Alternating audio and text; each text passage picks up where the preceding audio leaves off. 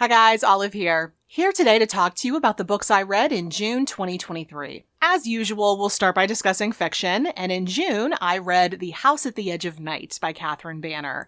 This is a multi-generational family saga set on a fictional Italian island that in this universe neighbors Sicily. We meet an orphaned boy named Amadeo at the very start of the book. He grows up to become a doctor, and he finds work on this island that will go on to have a tremendous impact on his life and his family's life. Amadeo makes some pretty serious mistakes in his early life, things that go on to haunt him essentially forever since this island is the equivalent of a small town. Everybody knows each other's business. But we also see Amadeo build his own family on this island. We get to meet all of those different family members.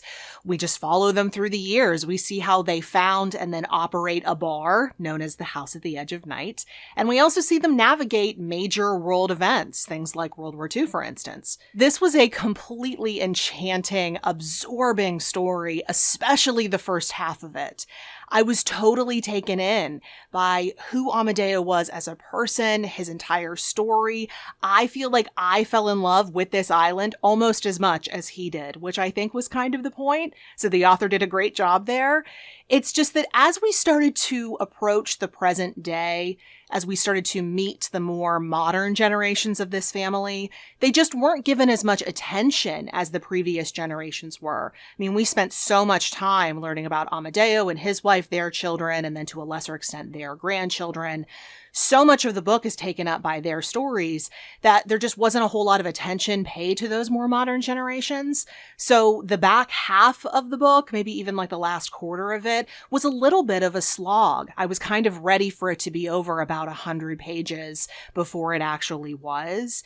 And for me, I can't rate a book 5 stars if I'm ready for it to be over. A 5-star read is one I never want to be over. So I did end up giving this 4 stars instead of 5, which I really thought I was going to give it 5 when I first started this book. I was so in love with the story. I still am. I still think the first half of this book is tremendous. But I still would really recommend this, especially if you like multi-generational family sagas, of course, but even if you just like historical fiction, you might want to give this one a try. But then a book I listened to as I was on a very long train ride down to Washington, D.C. was Heartburn by Nora Ephron. I had caught wind that the audiobook version of this novel was narrated by none other than Meryl Streep, and there was just absolutely no way I was going to miss out on that. I had to listen to it. And also, this novel touches a little on the whole social scene within Washington, D.C., so it kind of felt like the perfect time to be listening to it as I was on my way to Washington, D.C. This is a short and funny, yet very tragic little novel about a woman who is 2 months pregnant with her second child when she discovers that her husband has been having an affair with an acquaintance of theirs for quite some time right under her nose. Just in case you didn't know this already, Nora Ephron was responsible for, either wrote, co-wrote, directed, sometimes a mixture of all of those things, a number of iconic romantic comedy films, rom-coms for short.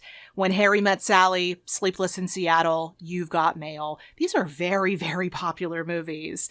And if you've seen any of them, then it will not surprise you to find out that she injects a lot of humor into this very sad situation, which is made all the more tragic when you realize that it's nearly a carbon copy of something that happened to her. She went through a very public, very messy divorce, and it's very similar to the story that you'll read in Heartburn. However, in this novel, she turns herself into a cookbook author named Rachel. So there's a surprising foodie element to this novel as well. There are recipes sprinkled throughout this story of Rachel first finding out about the affair, then trying to figure out what she's going to do, all the while still pregnant. Despite that vein of tragedy running through this novel, made all the more prominent when you realize that this novel is based on true events, most of it was really enjoyable. It seems like Nora Ephron wanted to take her suffering and turn it into someone's enjoyment, and she mainly succeeds in this book.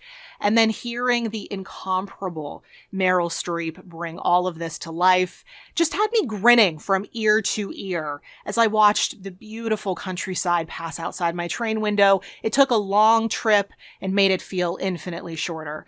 So for that, I am very grateful.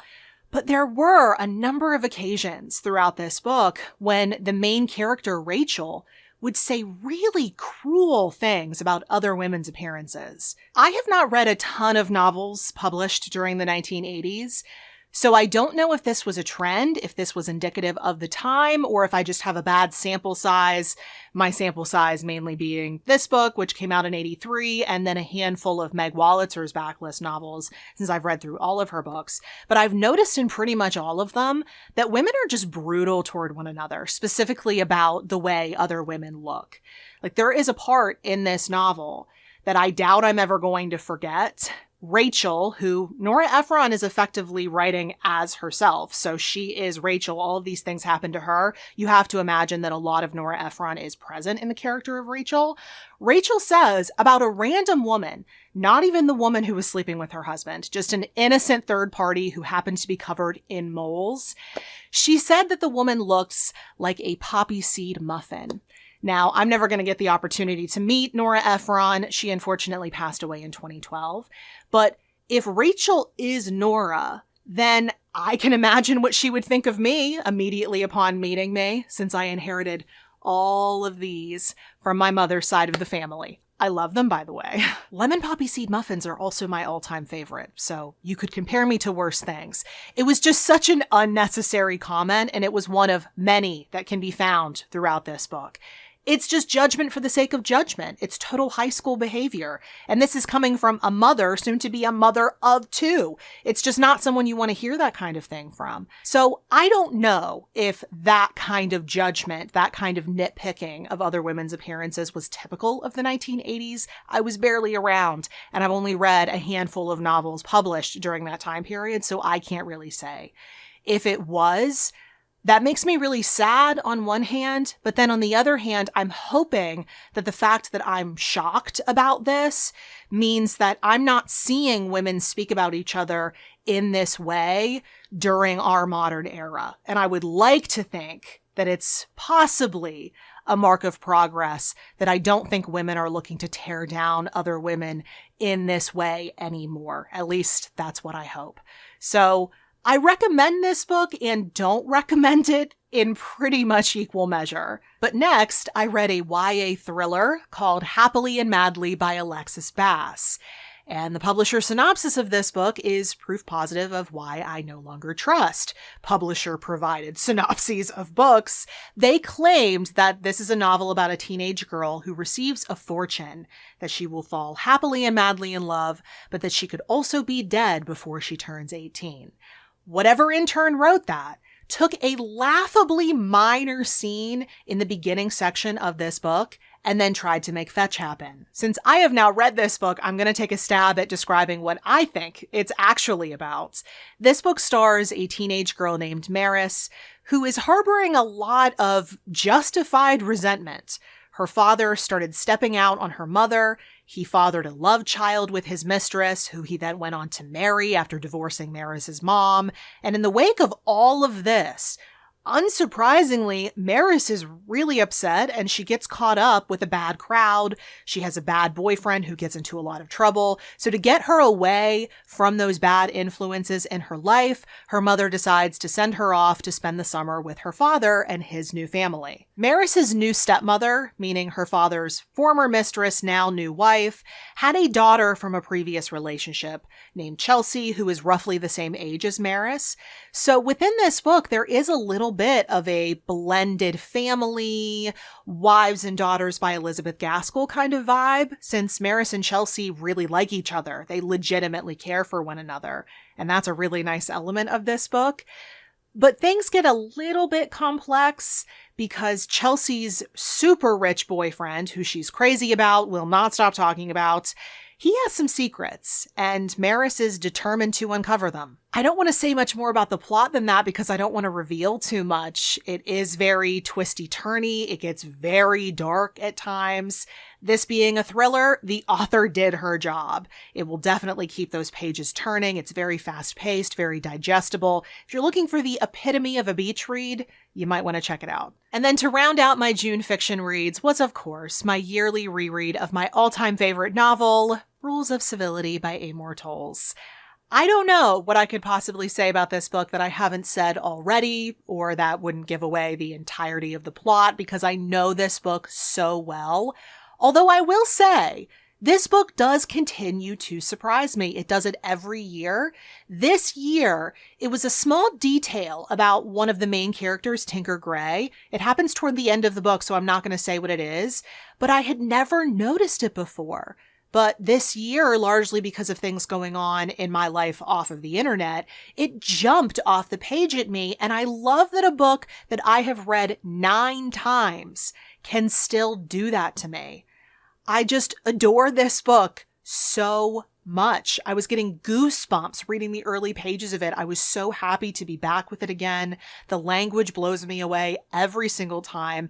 This book just means the absolute world to me. I can't wait to read it again next year. But since June is the month of my annual Rules of Civility reread, I decided to pair it up with a nonfiction book called Unfinished Business by Vivian Gornick, which is ostensibly a collection of essays about the concept of rereading, but I found through reading this book that it's much more about specific books that Gornick reread and felt differently about as she aged. That concept of seeing a book differently as time goes on is fascinating, and it definitely hit very close to home for me, especially this month, because I have changed so much as a person just within the 10 years since I read Rules for the very first time. I can only imagine that my relationship with that novel, the way I see that novel, will continue to evolve over time as I get older and learn new things and hopefully gain more wisdom.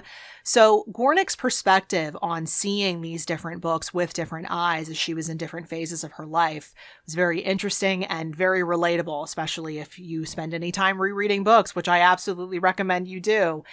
It's just that in order to get the most out of these essays, you kind of need to have read the books that she's talking about to, number one, be able to follow the conversation, but also number two, to not have the book's entire plot spoiled for you. I was really hoping that she would more frequently discuss rereading as a concept, as a practice, and she did it very sparingly. I loved the moments when she did. I wish there had been more of it, and I wish I didn't need to have been familiar with these specific works. I didn't get what I came for, basically. Then I spontaneously decided to pick up The Wager by David Grann. It was one of my most anticipated releases of earlier this year. It was available through my library, so I just decided to go for it, and I am so glad I did. This is the absolutely wild true story of an 18th century British man of war ship that was chasing down an Italian ship full of treasure when it crashed. And the survivors ended up on an uninhabited island off the coast of South America, and the substantial number of survivors then had to figure out how to survive on this island with limited resources, no contact with the outside world, no way to figure out how to get word back to England that they had survived, no way to get to the mainland. If you've read Lord of the Flies, you can pretty much figure out how it all went. Betrayal, stealing, lying, scheming. I mean, you name a negative aspect of humanity that can emerge when people are facing the most dire of circumstances. And it's a part of this story, which is brilliantly told by David Grann, who also wrote Killers of the Flower Moon. I have not yet read that book. It is still on my list. I'm going to read it later this year, closer to when the movie comes out. And I already couldn't wait to read that book. My husband loves it. He's been wanting me to read it for years. Now I am even more excited because his writing is masterful. So if you liked Killers of the Flower Moon, or if you like nautical tales, or even if you're a fan of Lord of the Flies, you're going to want to read this one. And then to close out the month, in an act of masochism, I guess, I read 2 books on dogs.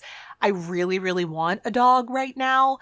But in case you didn't know this, I live with a tyrant of a tortoiseshell cat who will absolutely not allow it. So instead, I just read books about dogs. The first one was called How to Tame a Fox and Build a Dog by Lee Allen Dugatkin and Ludmila Trutt.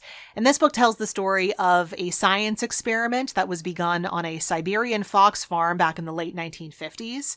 A scientist wanted to understand more about the nature of tameness, and he wanted to see if he could speed up the process of domestication by selectively breeding breeding the tamest foxes on this fox farm. But because of the weird attitudes toward genetic research in the Soviet Union at the time, they initially had to keep their research very hush-hush. This is the story of that experiment and its astonishing results, and then what those results reveal about domestic animals. But then even more than that, this book tells the stories of all the scientists who were involved. They put so much of their hearts and their time into this experiment, and they were up against so much given the political climate.